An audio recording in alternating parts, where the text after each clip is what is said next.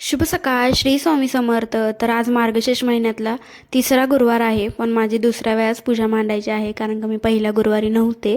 So दिवसाची सुरुवात झाली मस्तपैकी कॉफीने.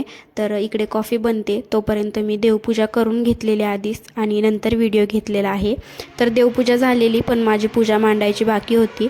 आणि नंतर मी कॉफी वगैरे पिले आणि साहेबांसाठी जेवण बनवायचं होतं म्हणून त्यांच्यापुरती चपाती आणि डाळ तडका बनवलेला. चपातीचा व्हिडिओ घेतला पण डाळ तडका बनवताना व्हिडिओ घ्यायला विसरले मी. आणि पहिल्या गुरुवारी तर मी गावी होती लग्नामुळे, त्याच्यामुळे पहिल्या गुरुवारी पूजा मांडली नाही. त्याच्यामुळे मग मी दुसऱ्या गुरुवारी पहिला गुरुवार केला आणि तिसऱ्या गुरुवारी दुसरा गुरुवार. पण पहिल्या गुरुवारी मी उपवास पकडलेला होता. सो आज त्याचीच पूजा मांडायची होती आणि माझा उपवास असल्यामुळे काल पण चतुर्थी होती बुधवारची, मग आज पण उपवास. मग खिचडी खायची नव्हती म्हणून मी फक्त बटाटा, त्याच्यामध्ये लाल तिखट मीठ टाकलं आणि थोडंसं कूट आणि वाफेवरती शिजवलं. आणि एवढंच पण खायला खूप छान वाटतं, मला तरी आवडतं. आणि वाफेवरती बटाटा शिजवला की टेस्ट पण खूप छान होते. आणि तेवढंच मी आज उपवासाला खाल्लं. त्याच्यानंतर थोडं काम होतं म्हणून मी आणि साहेब बाहेर गेलो आणि रिटर्न येताना थोडे फ्रूट्स घेतले कारण का खाण्यासाठी पण आणि पूजेसाठी पण लागणार होते. त्याच्यानंतर घरी आलो आणि मी जेवण वगैरे केलं, साहेबांनी पण जेवण केलं. आणि आज मी शॉपवरती जाणार नव्हते कारण का मला पूजा मांडायची होती. तर साहेब गेले जेवून. त्याच्यानंतर मी खालती आलेली फुलं घेण्यासाठी पूजेसाठी.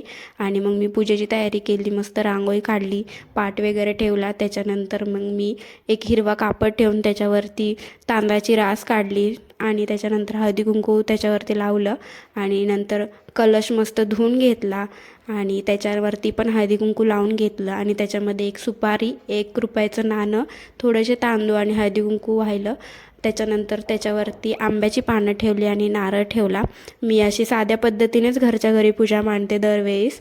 आणि पूजा वगैरे मांडल्यानंतर दुपारच्या जेवणाची जेवढी भांडी होती ती घासायची बाकी होती, ती सगळी घासली आणि जेवणाची तयारी करायला घेतली. एका साईडला कुकर लावला आणि दोघांपुरत्या चपात्या करायच्या होत्या म्हणून तेवढंच पीठ मळलं, चपाती वगैरे केली. आणि सुकी भाजी काय बनवायची, त्याच्यामुळे मग मी घरात कोबी होता तेवढाच थोडासा बनवावा असा विचार केला.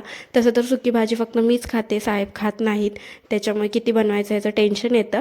तरी पण मी आज बनवली. आणि मला पिवळी भाजी खूप आवडते, म्हणजे कोबीची. तिखट पण बनवतात पण मी ह्याच्यामध्ये फक्त मिरची, हळद आणि मीठ टाकून वाफेवरती शिजवून घेते. ही पण भाजी वाफेवरती शिजवली तर खूप छान शिजते पण आणि टेस्ट पण खूप छान लागते. आणि सुक्या भाजीमध्ये कोबी बनवला. आणि पातळ भाजी बनवायची होती पनीर बटर मसाला, त्याच्यासाठी सगळं चॉपिंग करून घेतलं. आणि हे पनीर मी घरच्या घरीच बनवलेलं होतं. सो ते पनीर आधी मी तळून घेतलं, त्याच्यानंतर ग्रेव्हीची तयारी केली.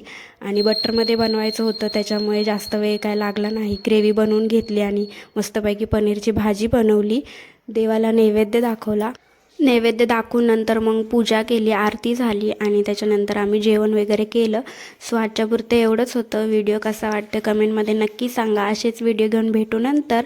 तोपर्यंत लाईक शेअर कमेंट करा. बाय.